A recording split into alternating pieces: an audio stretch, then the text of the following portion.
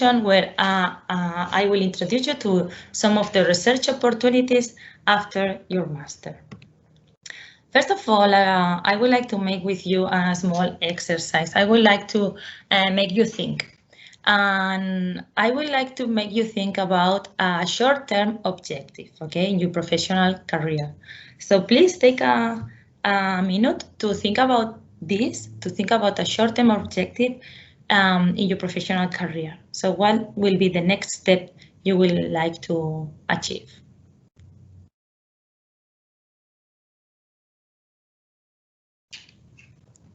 Well, if you want, you can share with us your objective in the chat, and afterwards we can check for it.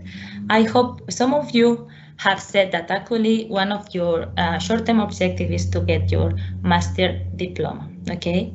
And my following question is, do you know actually how to reach it? Probably yes, because it's now already February, so you are in the Ecuador of your master, and probably you already know what are the different steps that you have to follow to get it. But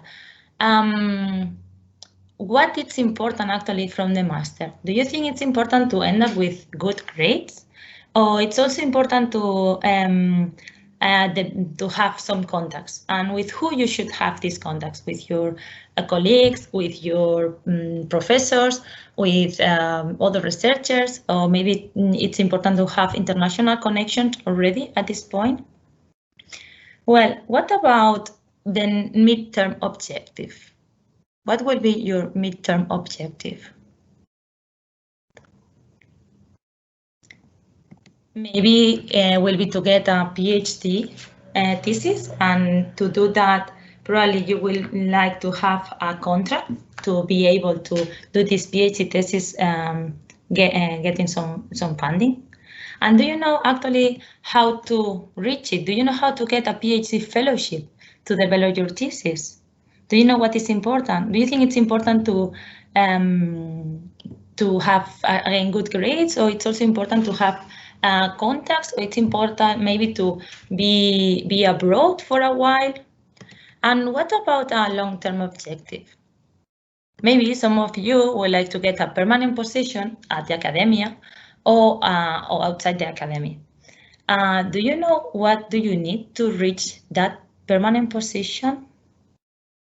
Well, by doing this exercise, what I'm trying to let you know is that it's really important to know what do you want to achieve, where do you want to go, in order to be able to know how to achieve it, how to get it, okay, how to go there. Then only by knowing where do you want to go, you will be able to develop a proper roadmap. You will be able to develop a proper strategy, okay? And it's important to know where and what and how to get it at the right time. I will be quite stubborn with this sentence during the whole presentation, but what I would like to make you what I want to make sure that you get the message that it's really important to have the appropriate information at the right time and not when it's too late, okay? Because as you will see, you will need some requirements in order to apply for a grant, and you will need to have some merits in order to actually get your PhD fellowship, okay? So what's the main objective of this presentation? Well, it's a bit ambitious, but what I would like to is to help you to discover what are the key things, okay, you need in order to get a PhD thesis with funding. So you will be able to get a PhD contract, okay? And well, the whole presentation itself is actually somehow a research exercise, because you will have to actually look for those key things that are actually important for yourself. So you are able to do a personalized strategy, thinking about what are the things that you are having already and what are the things that you miss at this point, okay? And then And what I would like you is to make you aware of how important it is to have the information at the right time to fulfill the requirements, as I said, and the merits at the moment of the application. Sometimes what I see is that when the candidate wants to apply for a grant, he or she realizes that he is missing or she is missing some document.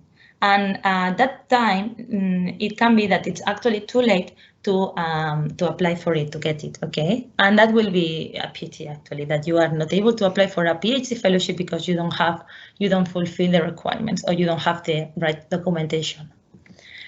And then I also would like to give you tools to actually look for PhD fellowships. Basically, what I will give you some links, okay? And this will make you independent. So regardless you have or not this presentation, you will know where to look for a PhD fellowship. And then after all this information, I think that you will somehow this will help you to actually write your own roadmap, okay?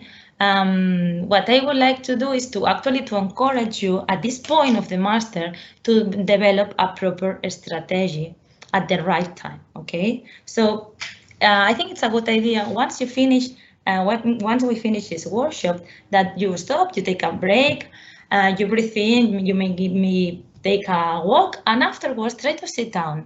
Try to write down what are your short, mid, and long-term objectives, and try to figure out what's the information that you need at each step, what are the requirements from each step, and what are the merits, the evaluation that you will need, okay? And then, of course, you will always you will see that there are different ways to get to the same point. But only, as I said before, only by knowing where you want to go, you will have the proper information at the proper time, okay? And then, well, how I will achieve these presentation objectives? Well, I will basically introduce you on what is the procedure to get a PhD thesis in Spain. First of all, I will do it in the academy, okay? And then once we see what are the different steps to follow, I will show you some of the funding opportunities to actually develop your PhD fellowship. And then I will briefly introduce you to the general requirements to apply for a PhD fellowship. And I will also show you how important it is to actually take a look in the evaluation criteria, okay? Because, well, usually what happens is that when you get to read a call, a PhD fellowship call or offer, what you tend to do, well, most of the people tend to do, is to actually look for the characteristics of the fellowship. Let's say for how long it will last, what will be your gross salary, if you will have some travel grants associated to it, things like that. But you should go a bit further if you actually want to get the fellowship. What you have to do is to look for the requirements, and even more important, to check what will be the evaluation criteria, because it's the only way of making sure that you will have options to actually get it. And this is useful for your PhD fellowship, but this will be useful for your whole career as a researcher. When you will be an independent researcher and you will have to apply for a project, make sure that you just don't look at what kind of forms do you have to fill or what are the characteristics of the project, but you really check what are going to be the evaluation criteria and make sure that you fulfill the proposal taking into consideration that evaluation criteria, okay? Okay. So, and then finally, I will just briefly introduce you to some there are options also outside the academy. You can go to the private sector to keep doing research. Okay, so how to get a PhD thesis in Spain in the academy, okay? Well, first of all, you are doing your official master, and probably during your official master, you discover what are your research interests, or maybe you already know, but you are even more sure that you are interested in a specific research topic. Okay, so what's next? If you want to keep doing research, you want to do a PhD thesis, you will need to look for a research group where actually they are developing research in relation to your research interest. Okay, then actually you will need also a supervisor, a researcher that will be helping you to develop your PhD thesis. Okay. This research group will be inside a host institution that it might be, for instance, University of Barcelona or any other research institution, okay? And all together will create what I call the environment. Okay, then there are two options. You can just start your PhD thesis without any funding. You pay by yourself the cost of a PhD thesis, so you enroll in a PhD program, and you just keep doing research with your own fundings, a bit like you are doing your master. Okay. However, most of the people go for the second option. So they want to develop a PhD thesis with a contract, with a PhD contract. And okay, from where do we get this the funding to get the contract? Well, there are two options. Mainly, there are two options. From a project, so the principal investigator owns a project and they can contract you, or from a PhD fellowship. Okay. So this is, I try to simplify, what things do you need in order to get a PhD thesis and the different options. Okay, before I explain you this part, I would like to actually spend a couple of minutes in the host, in the environment, in the host organization. Okay, okay. What do you need to look for the appropriate host environment? Well, the host environment, the host institution, which can be, as I said, for instance, the University of Barcelona, what kind of help, what kind of support can it offer to you? What kind of doctoral programs does it offer? What courses does it offer? And there are any courses on transversal skills? Do they train you on open access, on gender issues, on entrepreneurship, for instance? Okay, and now what about the research group?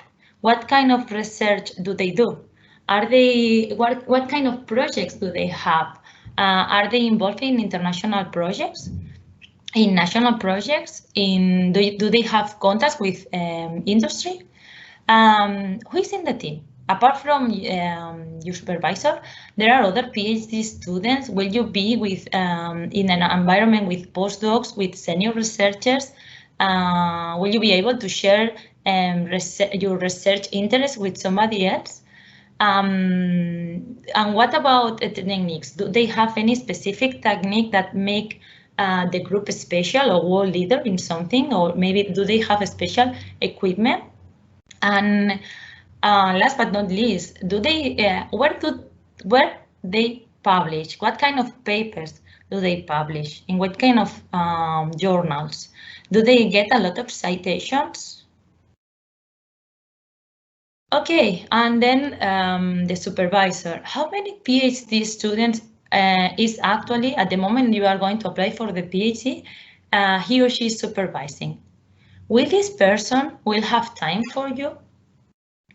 And what about the What about the experience of this of the PhD students that actually are under his or her supervision?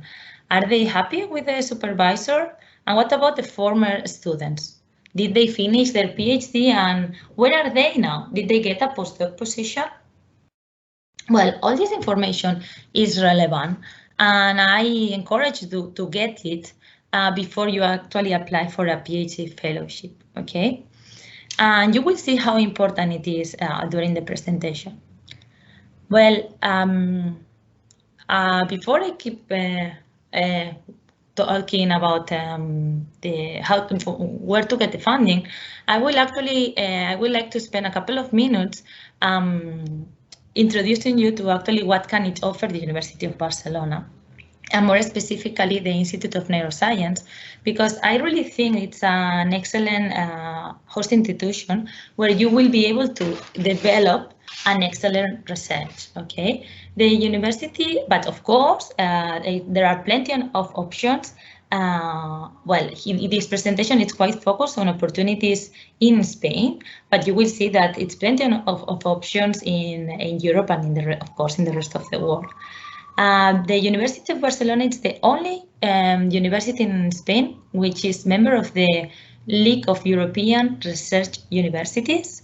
It's an intensive, comprehensive research university, and it's ranked as the best one of Spain in several different rankings. Okay, but even more important, probably for your own interest, it's the first one in Spain. Is the best one in Spain in the area of neuroscience and behavior, and we are actually the 32nd best in worldwide. Okay, so I think it's a really great place if you want to keep doing excellent research in behavior and cognition. Okay, inside the University of Barcelona, well, the University of Barcelona gathers different research institutes. As Ferran told you, I'm the research developer at the Institute of Neurosciences, which is also a great option in your case to develop your research. It's an excellent, interdisciplinary, translational, and unique institute that they do a responsible research and, well, always follow this responsible research principle. Okay. Why I'm saying we are excellent? Because actually we got this this excellent María de Maeztu award a couple of years ago. We are the only Institute of Neurosciences in Spain with this award. But actually there are another couple with the Severo Ochoa Excellence Award.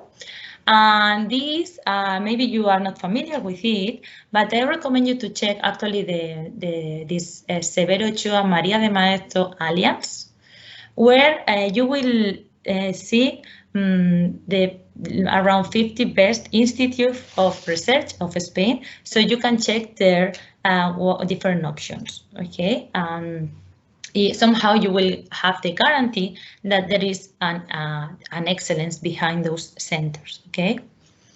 On the other hand, we are unique because we are the only one, well, one of the few ones in the world that investigate the human central nervous system in all levels of analysis, from the molecule to the behavior. And then we are interdisciplinary. We have researchers from medicine, pharmacy, psychology, biology, and among them we can find physicians, physics, mathematicians, bioengineers, psychologists, of course, and, well, all kind of disciplines that you can imagine. And that makes the environment really, really rich. Okay. And then I'm also happy to say that we are a translational institute. What does it mean, translational? We are able to make a translation of our basic scientific findings from the laboratory to the bedside, to the patients or to the society in general, because among others, most of our staff is involved in some of the 3 university hospitals, which are Hospital Clínic, Hospital Bellvitge, and Sant Joan de Déu. Okay. Then we are organizing 4 main areas, but taking into account the master that you are performing, I will recommend you to check our website, but probably you can focus on this cognitive and behavioral neuroscience area. Okay. What are doing researchers in this area? Well, they study language, music, auditory perception, sensory-motors, and cognitive decision-making, neuropsychology, among others, okay? But I recommend you to visit our website so you can actually check, as I was saying before, what kind of projects do they develop and what kind of publications do they have. And you can get in contact with them, of course. But one of the things that I'm really proud of is actually our wish to strengthen the human capital base of the research and innovation with you, with the new generation, okay? And as an Institute of Neuroscience, I think we really have created a nice PhD environment, and we can offer you personalized mentoring. We can also offer you training grants, congresses grants, and also what we call Neurostadas, so grants to be able to be abroad, okay? And then a wonderful thing that also we have in the Institute of Neuroscience is actually the PhD committee, who is representing the vast community of PhD students. What they do is a totally bottom-up approach. What they do is to get to know all the needs you have, and from those needs they try to do activities in order to answer, actually to fulfill your needs. For instance, they organizes the PhD, the annual PhD workshop, and also they organizes seminars, all kind of seminars, depending on what are the needs. For instance, in this photo, there was the last PhD workshop, and here we were performing a body language workshop, okay? And you can follow them, actually you can follow the PhD community by following the Instagram, the JuvenNeuro Instagram.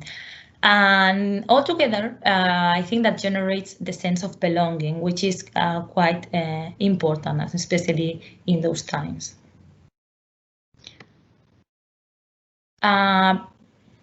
And then if you want to get posts, if you want to get tuned about all the activities that we are actually performing, apart from the Instagram, of course, I encourage you to actually subscribe to our newsletter. Then you will, monthly, you will get all the information related to well, different events that can be of your interest, events in relation to neuroscience in general, but also news, and also even probably more interesting for you, also open calls to apply for PhD fellowships, okay? So, coming back to the scheme I introduced you, coming back to how to get a PhD thesis in Spain in the academy. Well, we have been talking about the importance of this, about the importance of the environment, but now, what are the options to get actually a contract, a PhD contract? Well, maybe the easiest one is actually to get a contract from a project. How does it work?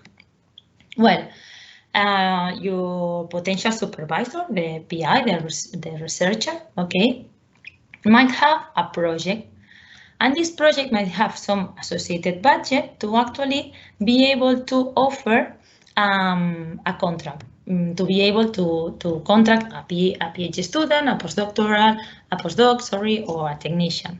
Then, following the responsible research principles, he or she will open a call, which will be public, of course. And then he or she will be able to offer a contract, okay? So, what kind of profile of PhD do you think, they are looking for? What are they usually seeking for? If they have a project and they have funding to contract a person. Well, you might think that they will be looking for people with great marks, and probably yes, but also they will be looking for a really interested and motivated candidate that it's welcome to invest several years in a doctoral thesis that actually is in the research area that they are actually investigating. Okay, and in this case, my experience is that the researcher, the PI, what actually is looking for, well, usually tends to go for someone that he or she already knows. And he or she knows that it has the guarantee that the candidate will be, it's a hardworking person and that it's resolutive person.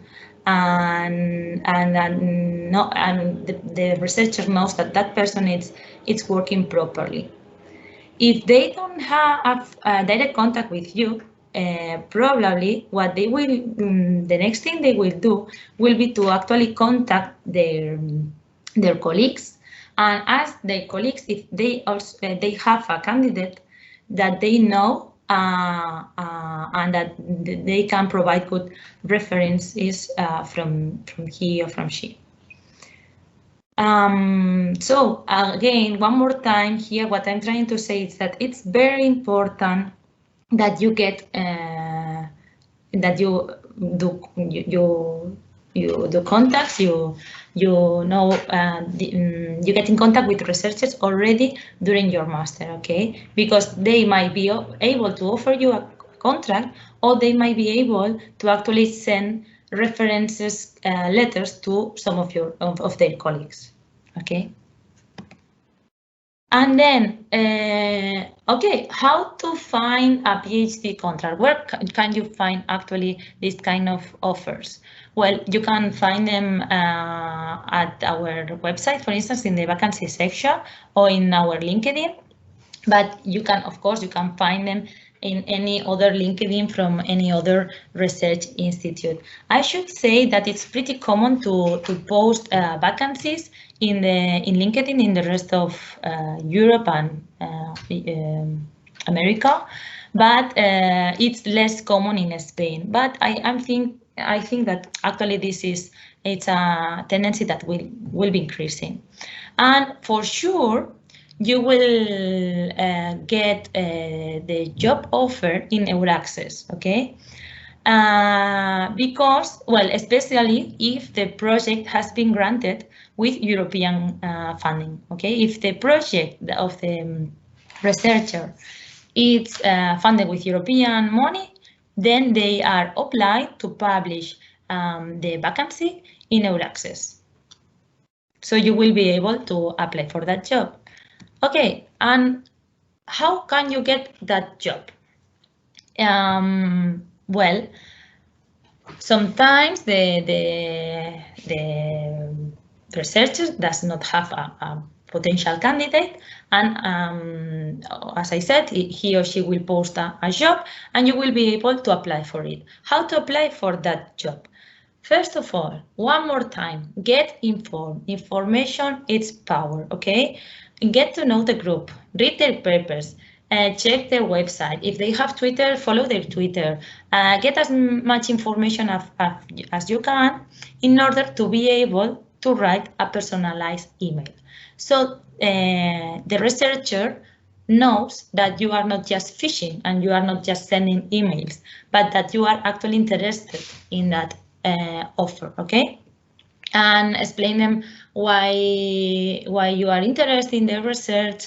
Even you can mention some of the papers that you have read and why it's interesting for you, and why are you interested in that research group, and ask in the same email for an interview, so they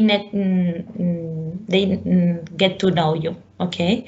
And important, attach your CV and a personalized motivation letter, okay? And about your CV, well, we could do actually an extra session talking about how to do a curriculum. But basically what I want to say is that you should try to summarize as much as possible, but it's important that you put there all useful information. What do I mean? Well, during the presentation, you will see that there are some merits such as have prizes or publish papers or do representations in congresses that are relevant. If this information is not written in your CV, for sure, they will not be able to know, okay? So, well, make sure that all relevant information is there, but try to summarize as much as possible, okay?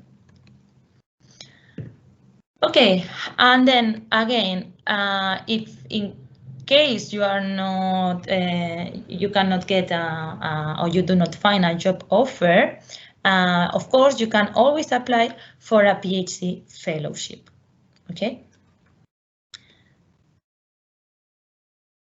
In this case, if you would like to apply for a PhD fellowship, as I said, you will need a research group and a principal investigator to supervise you. Okay, when he or she will be happy to, let's say, sponsorize you, supervise you? He or she, the principal investigator, will be looking for the best candidate that will be able to compete in a fellowship selection process against other good candidates. So basically what they will be looking for will be for a candidate with good grades, with relevant merits, and with excellent skills. And now we will see what do I mean with relevant merits, okay? Okay, well, if I will have just, let's say, 5 minutes to do this talk, I will probably just present you this slide, okay? This is an extremely interesting tool. This is a really good roadmap, not only for your PhD stage, but for your research career, okay? FECIT, it's publishing this, they say this research career path in Spain in a glance, okay, every year, and you can check it. And what you will see is that in 3-4 pages, they actually summarize the roadmap, the strategy that you can follow during following a line time, okay. And you see that they start in your undergraduate degree, then they follow during your master, PhD, postdoctoral, and then they go until you are employed as in the industry, or you are a civil servant, you become civil servant or a tenure professor, okay? And they do it both for the public sector and for the private sector, okay? So you have this, let's say, these two different ways to actually achieve the same objective, that is to keep doing research, okay? And then what they do is that they introduce you, well, here I just show you the example for the PhD, but they introduce you all kind of different PhD fellowships, all kind of fellowships in general, all kind of funding that you have at each state, coming from European Union, from the Spanish government, from regional entities, and also from private foundations, okay? So I highly recommend you to check, to download this document and to check it once we finish the presentation, to be able to write down your personalized strategy, okay? Then you can also check or have a nice summary of those courses in what is inside the University of Barcelona website, in Becas Data CECLA. There you can find a summary of each of the grants, and what is most important, if you want to apply for them in or with a research group of the University of Barcelona, you also will get the contact of the appropriate person to ask any questions, and also to send all relevant documents, okay? So basically, here I'm just making a summary of the kind of grants that you can apply to do your fellowship at the University of Barcelona. But these are, in general, this will be for European Union, to do your PhD at the European Union, this to do your PhD in Spain, this to do your PhD in Catalonia, this to do your PhD at the University of Barcelona, and this one in Iberia, from funding from public, private, funding. Okay. Then, well, as I said, there are two things to consider when you take a look of a call. Apart from the characteristics, you will have to check for the requirements. What's the translation, direct translation of requirement? Let's say it's what do you need to be able to apply for, not to get it, but to apply for. Okay. Well, these are not official documents. Please check the calls when you want to apply for them. Okay, but some things that you should be in mind. In general, they will ask you for the following. They will ask you to be able to be enrolled in a PhD program at the time of accepting the grant. Okay, some of them will ask you to have completed studies for the admission of the PhD program when you apply to, and some of them when you are actually accepting the grant. Okay, you should check that, because that will make a difference in the sense that you will be able to apply for it during your master or after your master. Okay, and then yeah, basically you should check what are the requirements for to get enrolled in a doctoral program, depending on where do you want to do your PhD. If you want to do it at the University of Barcelona, basically what the University of Barcelona will ask you will be to have 300 European credit transfer, and at least 60 of them will have to be from a master. Okay, but this might change from university to university. So check depending on where do you want to keep doing your research. And then you will not be able to apply for it if you already have a doctorate. Then you cannot apply for it if you already had a similar grant for more than 12 months. And then in some cases, there is a minimum average mark if you want to apply to it. Okay. Well, if you are a foreigner, get ready now, because if you have done your previous studies in a foreigner university, because they will be asking you for complementary documentation. Okay. Such as the translation in Spanish by legalized and with apostille in case of non-European citizens, or the NIE at the moment of the acceptance of the grant. And this can take some time, so try to get all those documents before you apply. I mean, with time in advance. Okay. And then, well, here I just list some of the documents that they may ask you. In general, you will be able to apply for it online. Some of them will ask you for a digital signature, some of them not.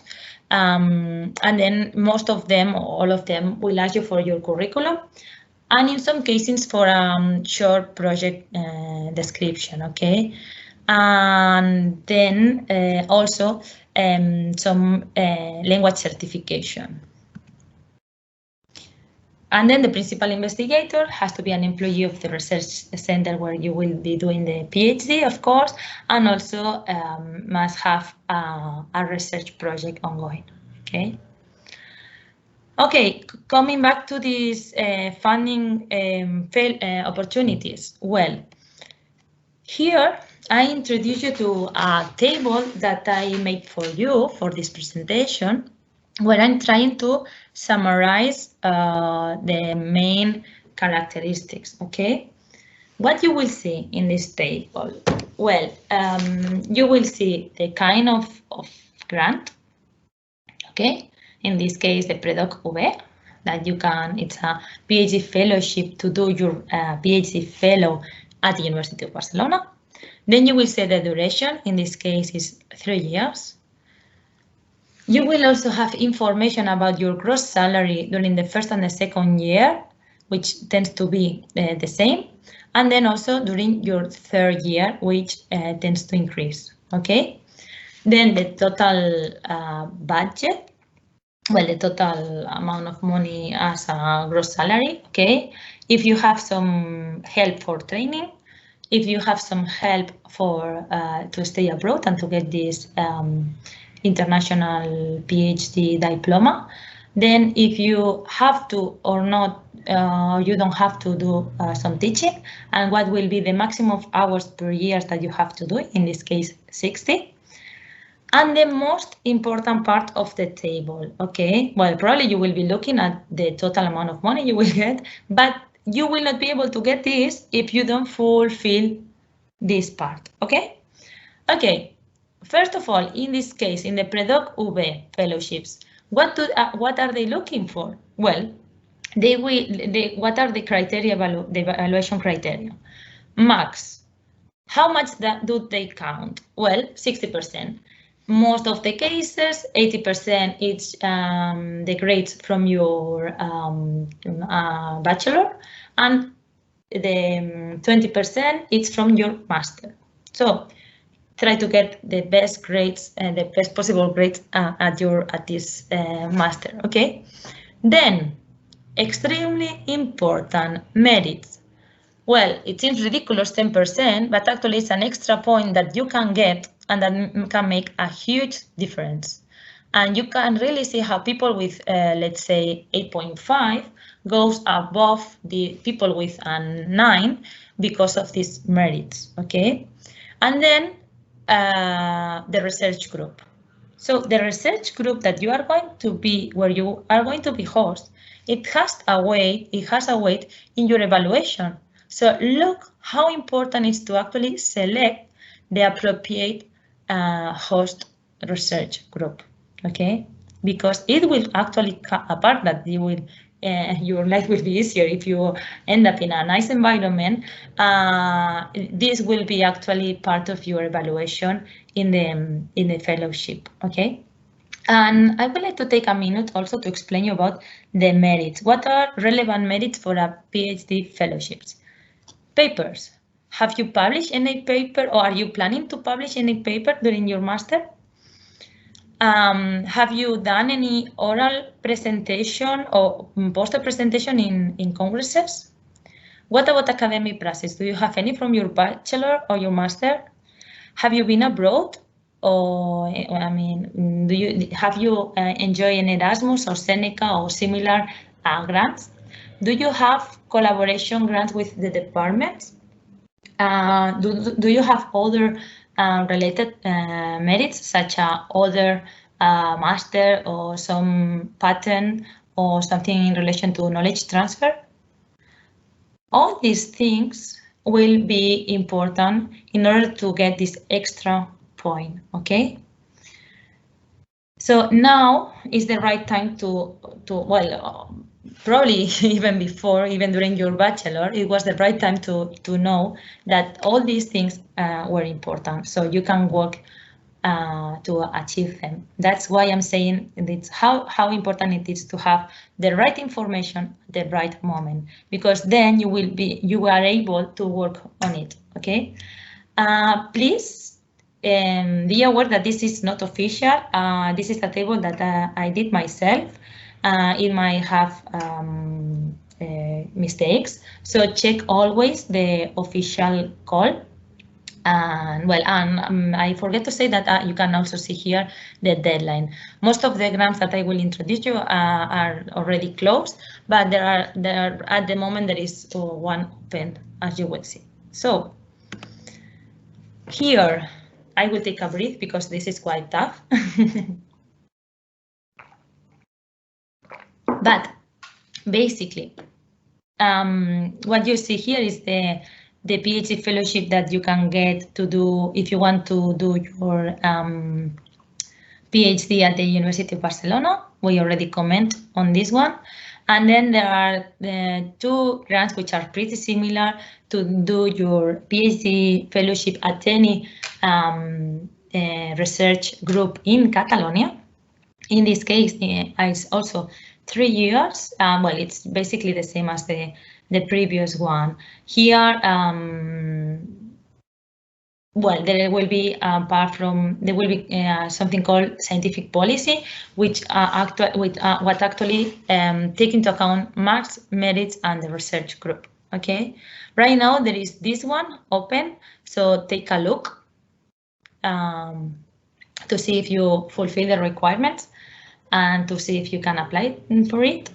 And then there are another 2, the FPU and the Formación Doctores, that you can apply to do your PhD at any research centers in Spain. And the nice thing of these ones is that actually you get an additional year. You get a 4th year to finish your PhD. And actually, if the last year you get your PhD before, the last year, you will be able actually to have a postdoctoral, what they call a POP contract, okay? With some additional actually gross salary. I mean, with a higher gross salary. And then they have grants to stay abroad, or they give you directly the money to stay abroad, which I highly recommend you if you want to keep afterwards doing a postdoc.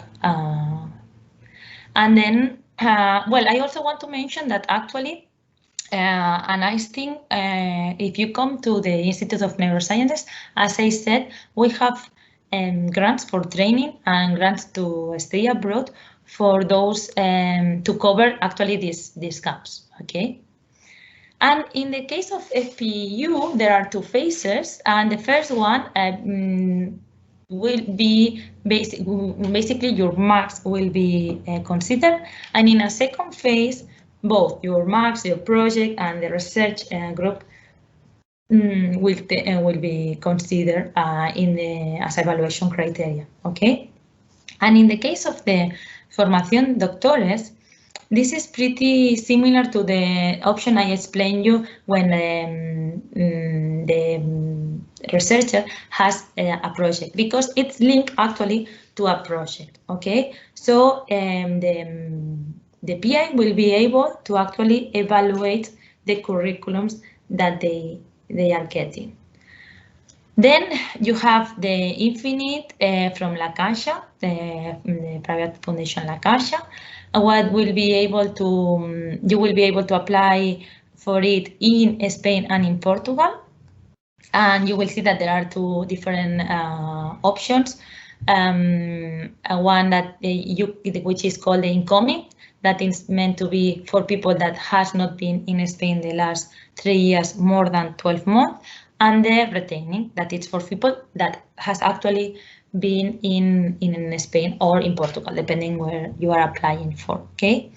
And well, here, although it's 3 years, both in the Infinite and the Marie Curie, what you see is that even there is just 3 years to do your PhD, the total amount of money that you are getting, it's higher than the other ones, okay? And then you have additional training, and also some extra money for traveling or to do research, okay? And in these cases, teaching it's optional, okay? What it's considered in both in Infinite, what is considered it's your CV, but you will have to write actually a project, okay? And then in a second phase, you will be asked, if you pass this first phase, you will be asked for an interview. So it's important to be good in oral communication, and it's also important to get contacts. Here I say contacts because if you are actually know in which group do you want to apply for, you will be able to write a better project than if you don't know the project, the group that will host you. Okay. And also, I didn't write it here, but also they are asking for reference letters. So again, you see how important is these contacts, to develop contacts during your career. And then the Marie Curie ETN projects, these are actually very similar to the, also it's related to a project offer, okay? So researchers will get this Maria Sklodowska-Curie ETN and they will be able to offer you a job, and they will publish that job in EUR Access. Okay, so here you can check if there is any vacancy that you would like to enjoy. No, and I think to consider here in Marie Curie, it's a mobility program, so they will be asking you for mobility. Probably, well, you will not be able to apply for a Spanish grant if you have been more than 12 months here, okay? But you will be able to apply in other European countries. And then you will see afterwards, I have a lot of slides like this one with a summary of all the information from these grants. During time for questions, you can ask me for any of those grants and we can take a look, a specific look. But I think it has been already for 15 minutes that I've been talking, so I will jump to the end of the presentation, okay? Here I just list some links to where you will see that there are even other options. For instance, you can also do your research in health in hospitals and health centers, okay? And you can also have some links to do short and long stays. And also I just list some links to you do your research in the academia but outside Spain, okay? But what about do your research outside the academia? Well, you can, of course, keep doing research in the private sector, and you will see that there is something called industrial doctorates. There are in Catalonia and in Spain and in Europe, okay? So you can check all kind of fellowships depending on where you want to go. Basically, the idea is that you have a company that is providing the innovation part, okay? You have a university behind which is providing the PhD program, and then it's you doing your PhD thesis and developing this technology or this knowledge transfer project, okay? The grants used to be for 3 years, and the gross salary is about 22,000 euros, okay? Well, here you can see the requirements, and basically I also finished with some additional tools. I highly recommend you this one if you are a member of the University of Barcelona, because you will find a summary of all calls, okay? And then some conclusions. Well, if we will be in a face-to-face session, I would like to ask you, okay, what are your main conclusions after this presentation? However, I will go straight forward. I think that one of the conclusions is that it's important to think about your objectives at short, medium, and long term to be able to develop a strategy. It's important to have all relevant information at the right time, as we have seen. And then you can initiate the process of gathering all the